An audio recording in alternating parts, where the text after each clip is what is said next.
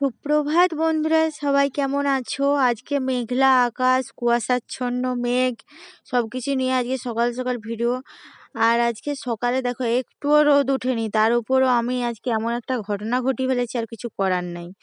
তো যাই হোক, করেছি যখন কাজটা সম্পূর্ণ করতে হবে। দেখছো এক বালতি সব কাঁথা কম্বল কাচা হয়েছে, নোংরা হয়ে গেছিলো যেহেতু, সেই জন্য মেঘের কথা ভেবে তো আর না কাচলে হবে না, সেই জন্য আজকে সকাল সকাল কাচা হয়েছে। সেগুলো ছাদে মেলবো, কিন্তু একটুও সূর্যের দেখা নেই। তো দেখি সূর্য উঠে কিনা।